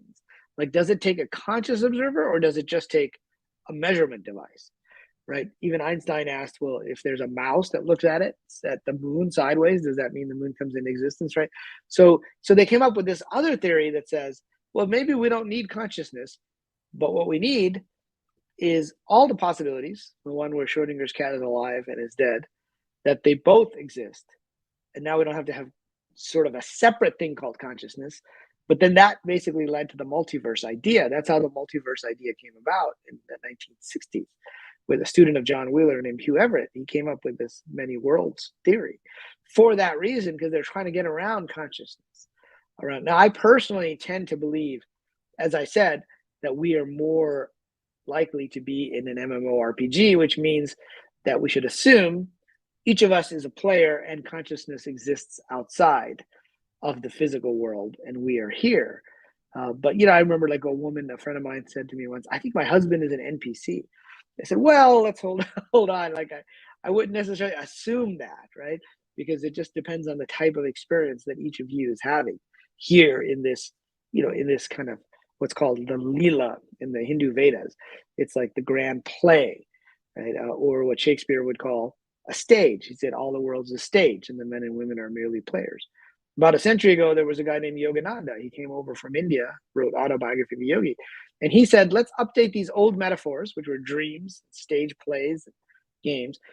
And he said, the world is like a movie. You have a projector and things are being projected and you see all the suffering and you see the stuff that happens, but they're really actors. They're not actually dead. Those are the parts that they're playing. And that was a great metaphor using quote unquote modern technology, especially since everything is made of light in that case, right? Well, if Yogananda were alive today, and actually this is the subject of my next book, it's called Wisdom of a Yogi, Lessons for Modern Seekers from Yogananda's Autobiography of a Yogi.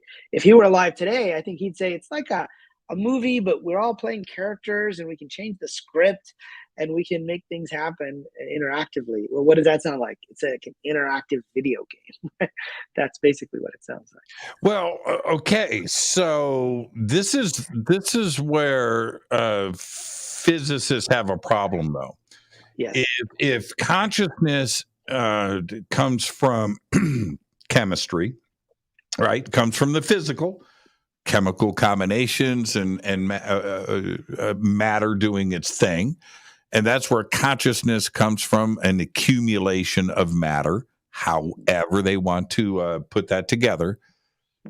If you take the ones and zeros, your memories, out of your brain, which I believe DARPA is doing right now, and you store that onto a hard drive, that doesn't mean that accumulation of particles on that hard drive is going to be enough to have consciousness created out of those memories, right? The memories may be there. It's ones and zeros. I can see that being just electricity. It's ones and zeros coming off your brain and onto, but that's where physics at a very fundamental level are wrong.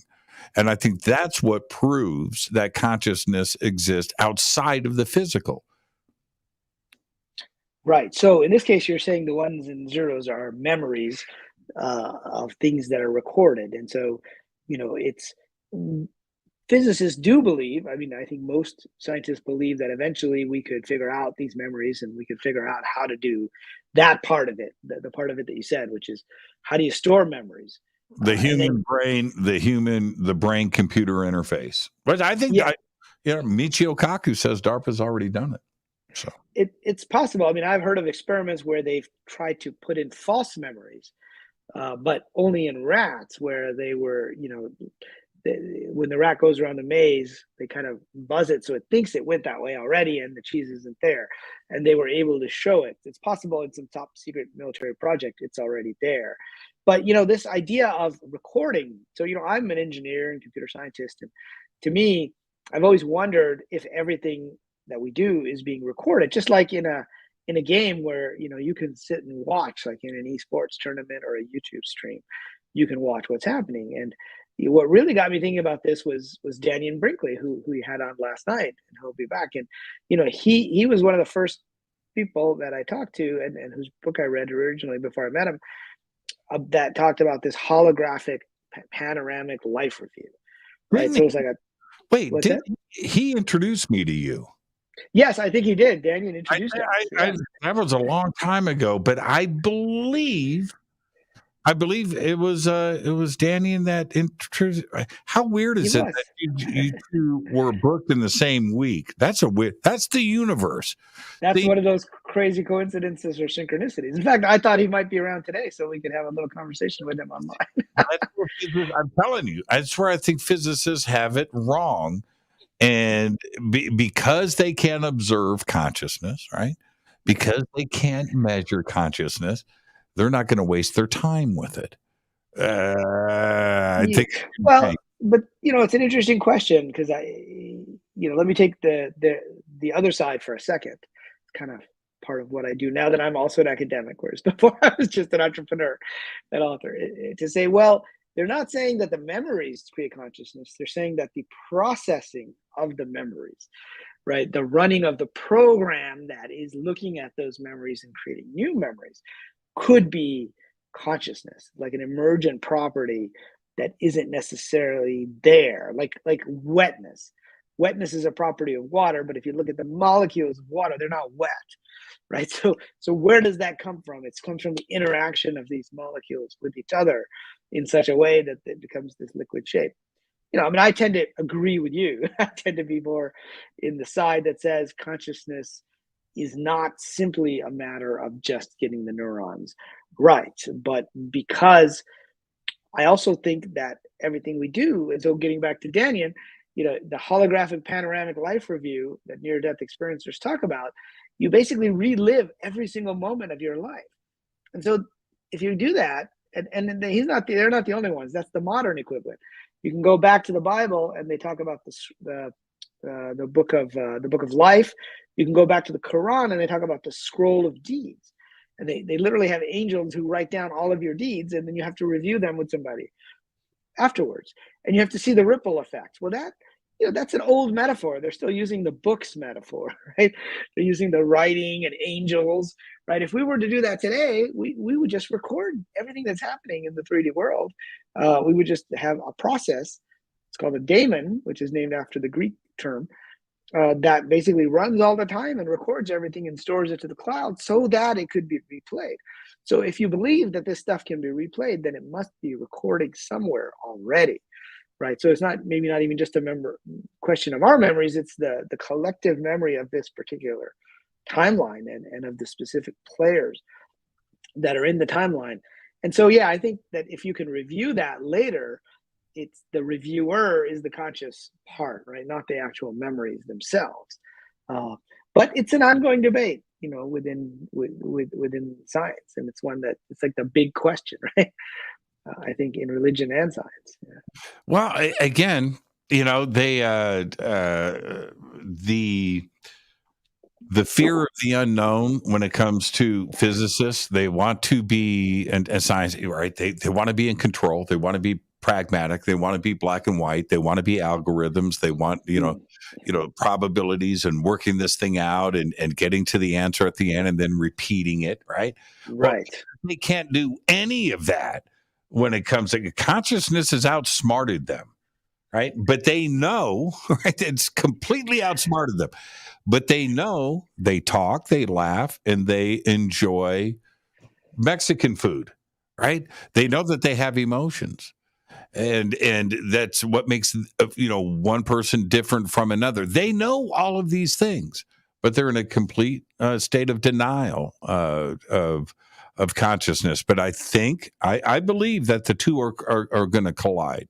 I think that the conscious community and all of that, the fringe stuff, and the world of physics is on its way to a collision. It's two trains Yeah. towards each other. Well, there's a bad habit, I think, in science of ignoring anomalies, right? They're always, if something doesn't quite fit, they kind of ignore it or just say, well, that's just not reliable evidence, right? And I mean, there's plenty of potential evidence around things like people remembering past life memories, even with near-death experiences, that consciousness continues on for some period of time, even while the brain is physically dead. And so there is evidence, but it's almost like we put ourselves on a pedestal, I think. And we think, I call it the tyranny of the present. And I think that's a term that actually J. Allen Hynek might have used something very similar in one of his books, where he talked about, we think that our science is the best science there, right? Because he was saying this in the 20th century. He said, because it's so much better than 19th century science or 18th century science. But we forget that there'll be a 30th century science and a 35th century science, which will be a lot more expansive. And so I think there are just a lot of fundamental aspects of the world that get swept under a rug because they don't fit into our theories. And so we've built up this entire scientific infrastructure that is built on, well, we're going to use what was before. And it's very difficult to get people out of that mindset. And so scientists are people. So science is actually a social activity. And this is part of what my PhD is on, is the sociology of science. Scientists think a certain way. And so one of the research projects that I'm doing, that I started within my doctoral program, is about UFOs in academia. And it touches on the same issue, I think, that you're talking about with consciousness, right? And it's I'm not studying what UFOs are. We can spend a lot of time going through theories of what we think they are, right? And I'm sure you've done a lot of that. But what I'm actually studying is, how have people in academia reacted to this idea of UFOs? And so I'm interviewing people like Avi Loeb, people like Kevin Knuth, and a bunch of others who maybe don't want to be identified, about the attitudes that other scientists had towards them. And some of them said, well, basically they thought I was crazy, right?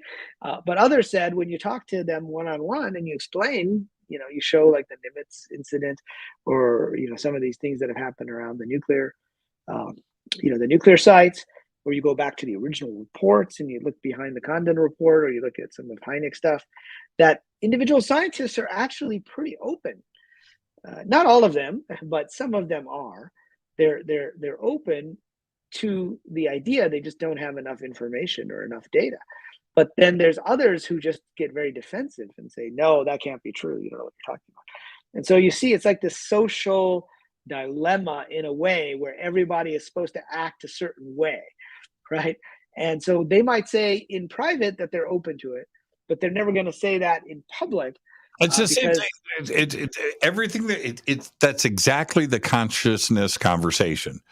They don't want to. No, they're waiting for somebody else to talk about it first. They're not going to go there.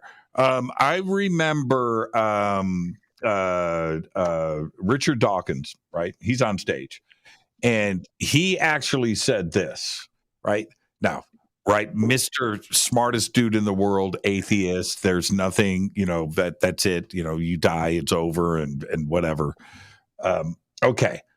But yet, he's afraid of ghosts and haunted houses. It's like, wait a minute, you can't have it both ways, man. And he said, dude, I will not go into a haunted house. Wait a minute. Either you can't have it both ways, man. Right. And I think that is the conversation that I think Sean Carroll, I've quoted him on this so many times. He does an AMA every month, right? So just a year ago, 2 years ago, and I'm listening. I listen to him a lot. He pisses me off a lot too, as well. I read all his books, and me too. And we communicate and things. But anyway, question comes in the AMA. So do you? I think that's what it was. Do you believe in ghosts, or something like that, right? Along those lines. And he says, I don't have time to think about things that aren't real. Wow. Right. Now he can't, and he is towing the line, right? He's towing the community line that you're talking about right there. He can't go there. He can't even suggest. Right. And there's a stigma. And so that's what I've been researching. And so, I was talking with, with a scientist who said, well, no, there's no way I would have said I'm interested in this stuff before I got tenure. I said, well, why not? Were you interested in stuff? Yeah, but I wouldn't have said it because then I might not have gotten tenure, right? And so, the younger the scientist, the more career risk there is. And this is something that Avi Loeb at Harvard, the Galileo project, where I'm an advisor. Part of the way he's trying to break through the stigma, because he's gotten a lot of it, right, with Oumuamua and saying it could have been an extraterrestrial craft. Oh, he said it. No, read his book. Yeah.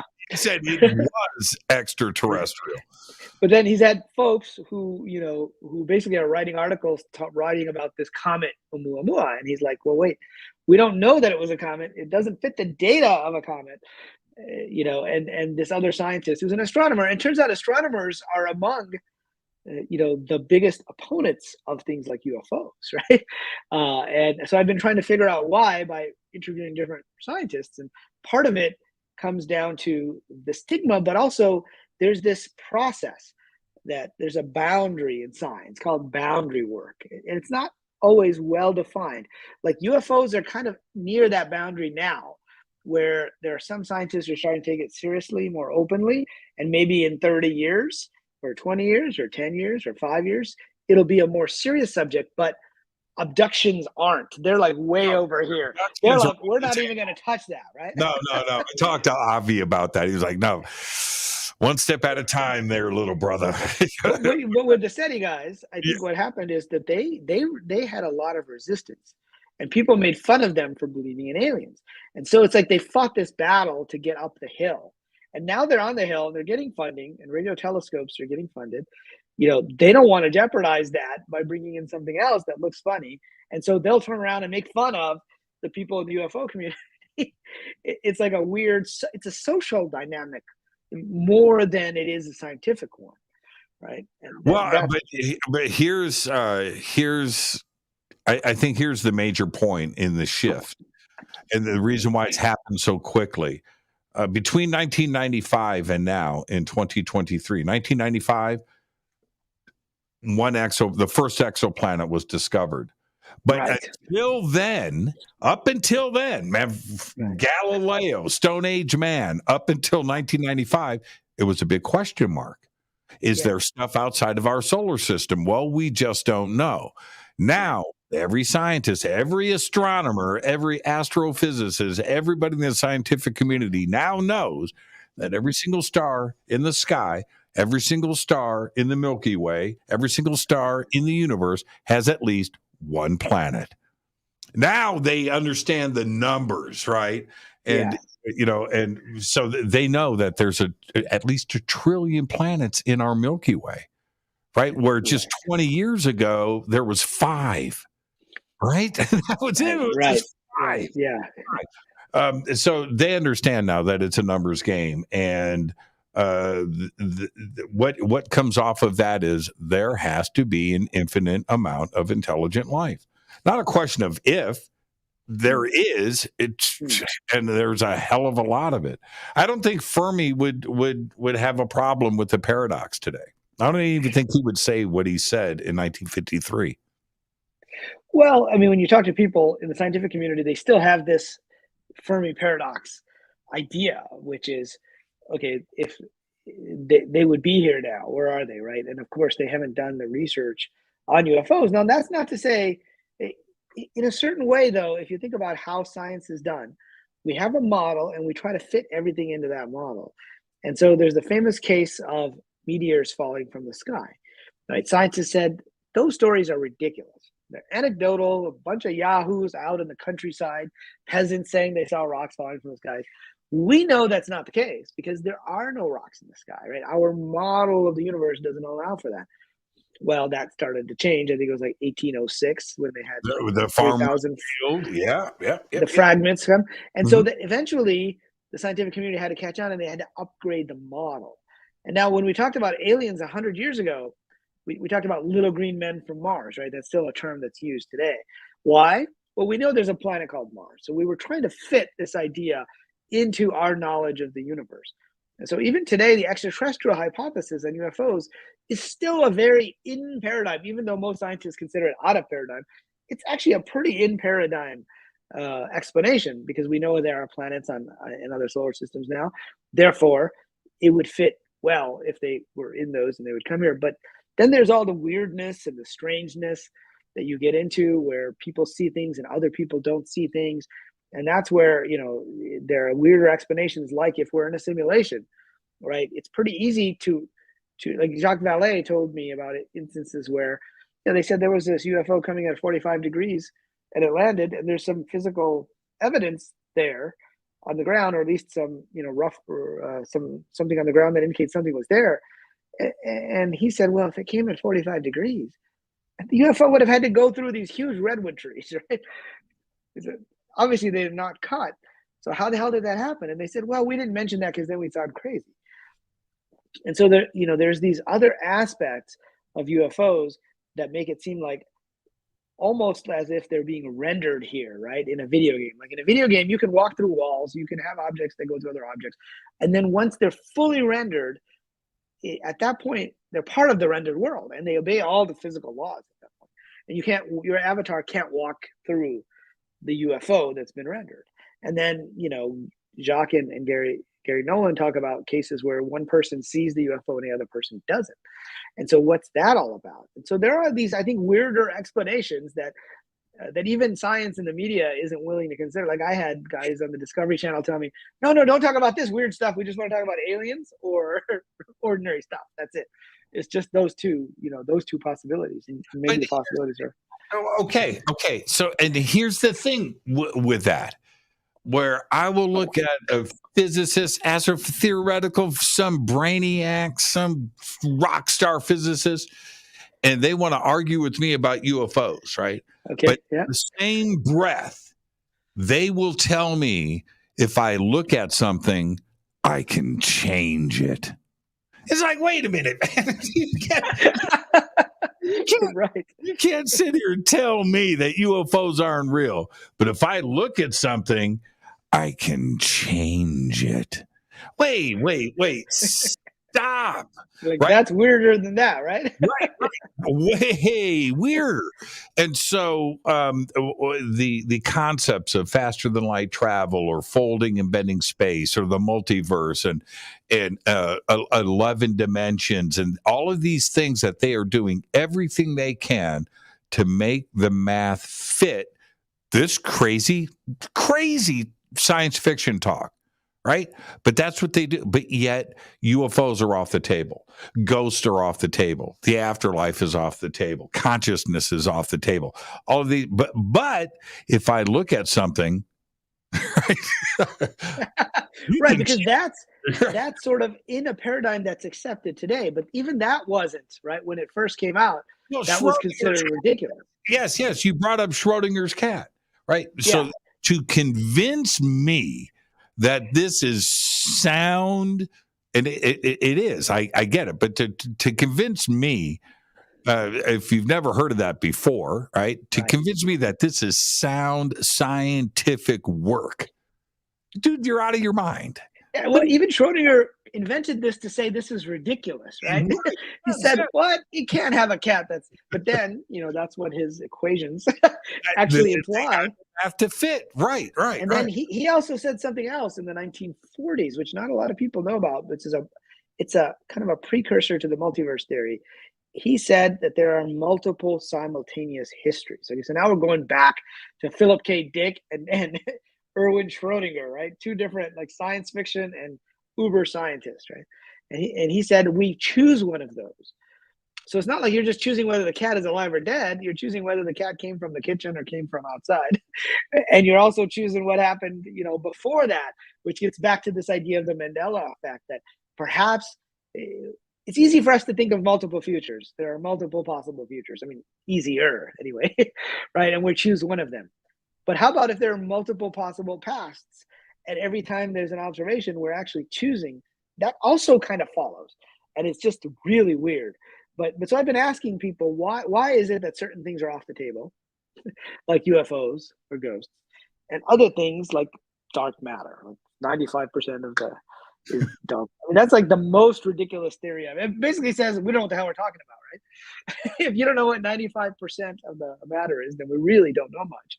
We know maybe what 5% is, but what and answers I've gotten, and so this is an ongoing research project. I'm going to be doing it, and so hopefully I'll get more answers. But the answers I've gotten so far are there's a real stigma. People are worried about their career. I've even told me he had a student write a paper with him who then, was worried, even though he's totally behind the paper and believed everything in the paper, that it was going to affect his ability to get a job in academia, right? And I've heard that from other people as well. One professor said to me, "I wouldn't have a PhD student working on UFOs because I don't want to ruin their career. How the hell are you doing it?" Right. Well, right. I can do it because I don't really give a shit. That's all right. But it is for me when we look at just a couple, the basic of the basics. I'm talking about, let's strip this down to the fundamentals. Riz, there's only so many particles. That's it. Right? Same particles on the other side of the universe that we have here. There isn't anything different. Same gases, same everything, same dust, right? It's the same stuff. And particles only combine so many ways. That's it. They don't combine infinitely, right? It's a very fixed state. And we understand that. So therefore, a couple of, John Wheeler talked about this quite a bit too as well. And I like his views on this. In that, everything replicates identically. There is, it's a numbers game. If you take a deck of cards and you've got 5 people sitting at a poker table, you shuffle the deck and you deal the cards. Everybody looks at their hand. Eventually, you're going to shuffle that deck and you're going to deal out to 5, and you are going to deal out 5 identical hands. It may take 1 million hands. It may take 2, but it will eventually happen. And it's the same thing with particles. Therefore, this planet, Earth, and the universe is a big place, it's a game.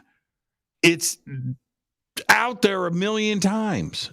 Us, identical, not close. Yeah. Well, identical. Well, so that's one of the different versions of the multiverse theory, right? There's the quantum multiverse theory, which is what we've been talking about. And I think it's the most popular one, kind of like with Marvel and the superheroes. But there's also this doppelganger multiverse idea, which is that if you go infinite space and you have a finite number of particles, or even if you have an infinite number of particles, it's really weird when you talk about infinity, right? That all of those things are going to be put together in exactly the same way. So you have this doppelganger Earth that looks just like us, but it's really far away. There's no way for the light to travel. So there's no way for the information to get back and forth. There's also this idea of the Boltzmann brain. Mm-hmm. And this actually ties back to the simulation idea a little bit. The Boltzmann brain idea, which is different than the brain in a vat. Like, a lot of people confuse those two. But brain in a vat is like the Matrix, right? Your brain is plugged into something. And just like Morpheus said, what is real? It's a series of electrical signals coming into your brain. The Boltzmann brain is that when a random series of particles out somewhere in the universe assembles in just the same exact configuration as your brain is today, right? It's going to be the exact same just for a moment, maybe not even for very long, but for a moment. And it's going to have all the same memories that you had. Yep. Because everything is the same, right? And so it gets really, really strange. But then, it's going to change. And so physicists love infinite things. As a computer scientist, we're always about optimizing resources and realizing, well, maybe it's not infinite. There's nothing that's infinite in terms of computing power. And so that's why, when we think about multiverses, I think of it more in the perspective of, okay, here's a bunch of different things that could happen. You try them out and then you discard the ones you don't want. And then you keep going. That's how that's where the garbage collection comes from. And that's, with a quantum computer, it can compute all these things, like all the 256 quintillion versions of a code, find the right one, but what happens after that? What happens to all those other ones? So in a computation, you're trying to figure something out, and you try to use finite resources to try to figure that out. And that's why I think quantum indeterminacy to a computer scientist looks more like a way to optimize, so you don't have to render everything all the time. You only need to render that which is being played at that particular moment in time, given some set of finite resources. So Boltzmann, it was really funny when he put this out there. He later said, I'm going to paraphrase his comments on that. He said, "I was just making everybody just argue, right? I just wanted to get a debate going." But it's a thought experiment, right? Yeah, I thought. Well, he might have used thought experiment later. At the time, Okay. Yeah. he was just getting people. Now today we call it a thought experiment, right? Anyway, he didn't have any idea that thought experiment would continue all the way to 2023 and have morphed into this was a theory of his. It wasn't a theory. It was just something that he put out there to get everybody fighting and arguing with each other and maybe come up with something, cool in the end, a thought experiment, if you will. But now it's like attributed to him, the Boltzmann's brain and this idea. Yeah, he didn't think it was going to be named after him. Yeah. And now here's the thing. And this is where he was right, though, because of the limited amount of particles and the way that they can combine. I think now it has turned into an accepted fact that you and I were on a starship and we're 5 billion light years away to, in the middle of the creation of the universe. And we're just, we are way out in Earth is way behind us. We folded space 20 times, right? And we're cruising around and you're like, Church, what is that out there? I don't know. Let's pull over. Something's floating. Okay, let's pull up. Dude, it's a 1965 Ford Mustang, right? What's it doing out here? It's just that at that instant, particles, it's a numbers game, right? Just come on. And it's Eddie Van Halen's guitar, right? Whatever. Well, but there is an assumption there that all particle configurations are equally likely. And we don't know if that's true, right? It could be that planets end up being round all the time. So you're not going to end up with a square planet, not because that's not one of the random configurations of a possible planet. It's just that whatever physical laws we have in the physical universe make certain paths, right? If you think of these things as paths going down, they make certain paths more likely than other paths. And so it makes it harder to get there. But, speaking of a Boltzmann brain, there's this idea of last Thursdayism. Have you ever heard this? Mm-hmm. Where the idea is that, well, how do you know the universe wasn't created last Thursday, right? Which gets back to exactly what we've been talking about, which is the memories. If they're arranged in that, if all the particles are arranged in that way that you just talked about with a Boltzmann brain, right, you wouldn't know if the history was really there or not. There's another thought experiment that's probably worth, I think we're getting close to the end here of our time, but there's a thought experiment called the experience machine, which was put out by this guy in the 70s and then in the 80s. I forget his name at the moment, but basically he said, what if you could create a virtual reality that could give you any experience you wanted? You could go into this virtual reality and you could become rich, you could become famous, you could become a sports NFL star, and you would be so immersed that you would not know, right, that you were in there. And you would be in there for 2 years, and then you would come out for some period of time, and then you would go back in. And then he had another version of the thought experiment, which is, what if you could do that and go in there for the rest of your life and you wouldn't? Would you do it? Right. And so this is an interesting Robert Nozick. Nozick, that's it. Yes, exactly. But would you do it? And that's an interesting question because I remember this. Yeah.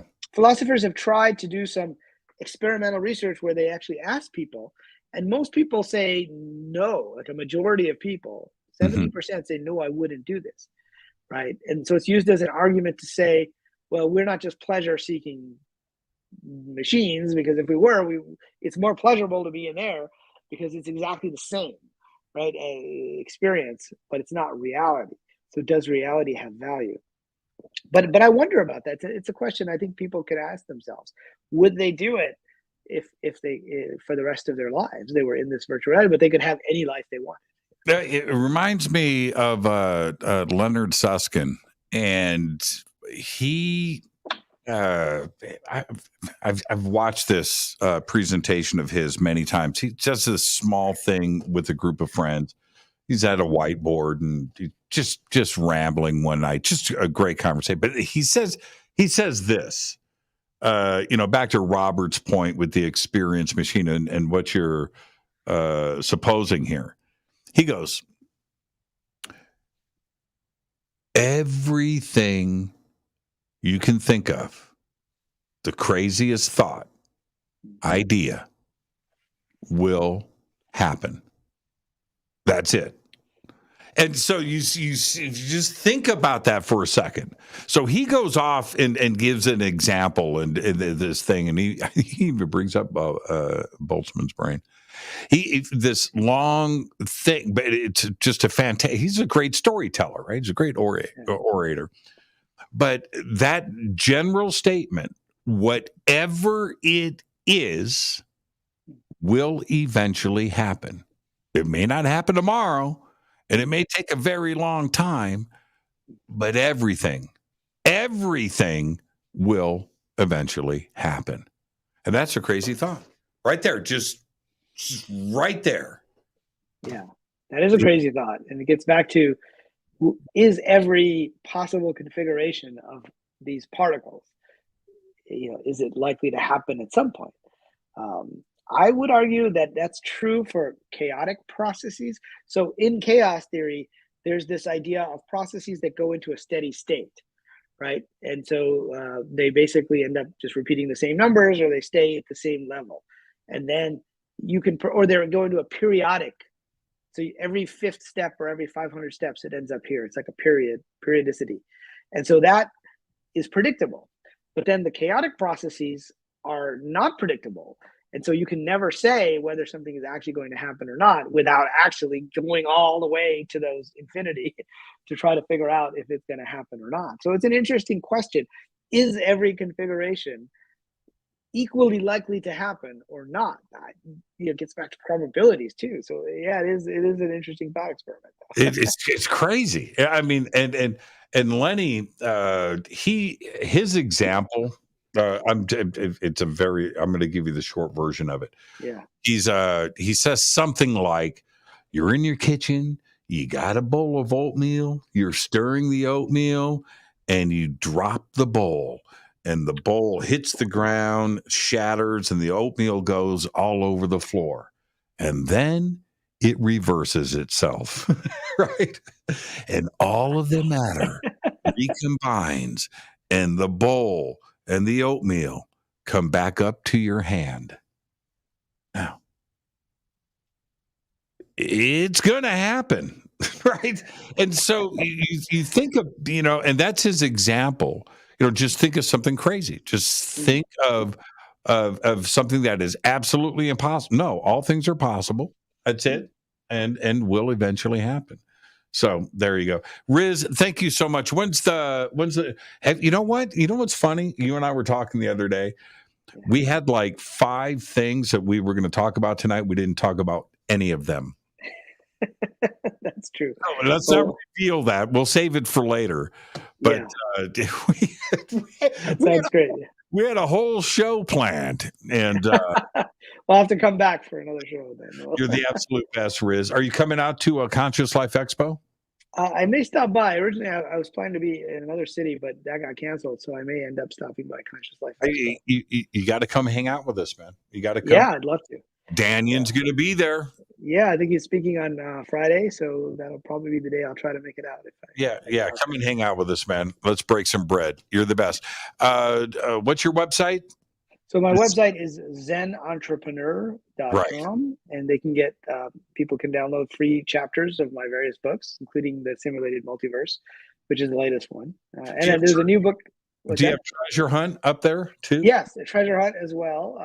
You can link to that. And Zen Entrepreneurship, which was my very first book, is up there also. And the Startup book, which is more of a business book about startup myths and models, what you won't learn in business school.